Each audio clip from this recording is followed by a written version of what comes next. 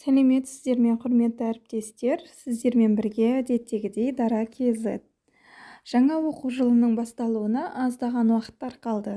Осы аздаған уақыт ішінде өзімізге керекті мәліметтерді жинап, жаңа әдіс-тәсілдердің түрлерін бірге үйренейік. Ендеше мен сіздерге қазір әдіс-тәсілдердің түрлерін көрсеткелі отырмын. Бірінші әдіс-тәсіл тілек тамшылары деп аталады. Мақсаты оқушылардың өз ойларын, пікірлерін нақты жеткізу.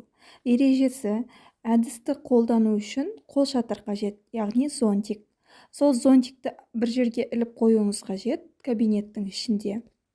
Зонтиктің шеттеріндегі темірге арнайы экранда жаңа көрсетілген тамшыларды іліп, түрлі тапсырмалар жазып қоя аласыздар.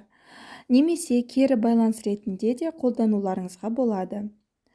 Келесі әдіс қарындаш әдісі деп аталады. Бұл да бір бағалаудың түрі. Мақсаты оқушылардың жетістіктерін көрсету, топ арқылы бағалау.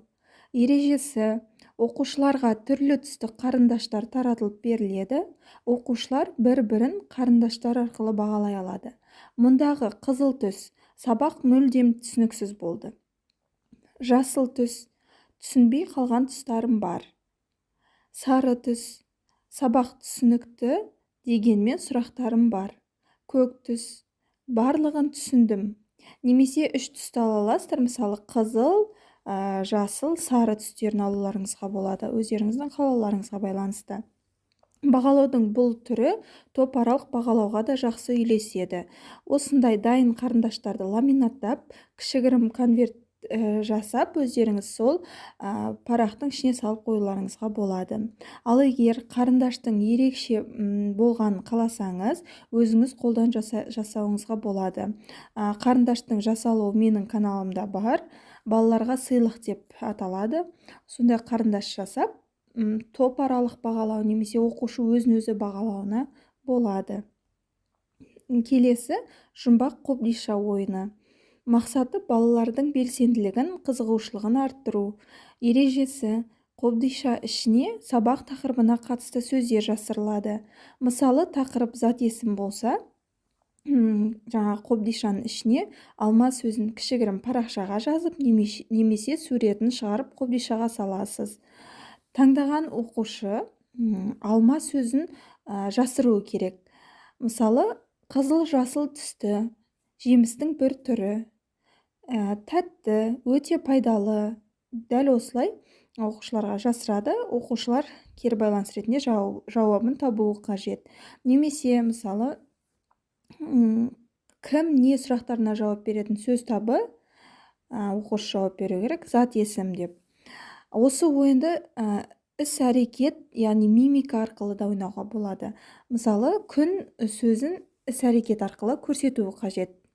Дыбыссыз іс-әрекет арқылы жасыру қажет. Оқушылар оны табу керек.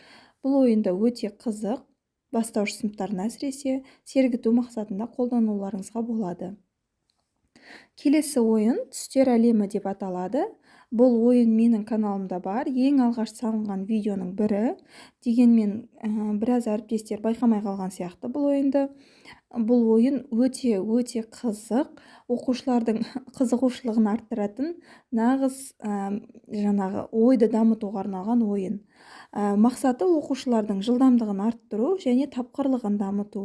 Ережесі: тақтада түрлі түсте жазылған сөздер көрсетіледі. Экранда көріп тұрғандарыңыздай, мысалы, жасыл деген сөз қызыл түспен, сары түспен жазылған. Қызыл деген сөз жаңа қара түспен, көк түспен жазылған. Оқушы сіз жасыратын сөзді табуы қажет. Түсті емес, сөзді табуы керек. Мысалы, экранда қарап отырсаңыздар, мен оқушыға айтам, сары түсті таба ғой деймін, сары сөзін таба ғой деймін, сөзді табу керек оқушы. Түсті емес, сөзді. Осы арқылы баланың ойын дамытуға болады. Ойлау қабілетін, шапшаңдығын дамытуға болады.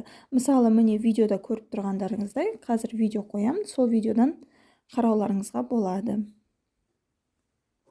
Сонымен қатар әріптестер, осы ойындардың, әдістердің электронды нұсқаларын алу үшін плюс қалдырып кетіңіздер, комментарийға міндетті түрде жіберетін боламын. Міне әріптестер, осы жаңа оқу жылында өздеріңізге керекті әдіс-тәсілдерді, түрлі бағдарламаларды, сергіту сәттерін Дара KZ каналынан үйреніп алуларыңызға болады. Әдіс-тәсілдің жаңашыл 100-ден астам түрі каналда көрсетілген. Уақыт бар кезде міндетті түрде қарап, керектерін өздеріңізге түртіп алуға кеңес беремін. Және жақын уақыттарда каналда түрлі бағдарламалар, мұғалімге қажетті дүниелердің барлығы шығатын болады. Сондықтан біздің Instagram каналға тіркелуді ұмытпаңыздар. Instagram канал dara.kz01 деп аталады. Ол жақта да барлық жаңалықтар, конкурстар айтылып отырады. Сонымен қатар YouTube каналға міндетті түрде тіркеліп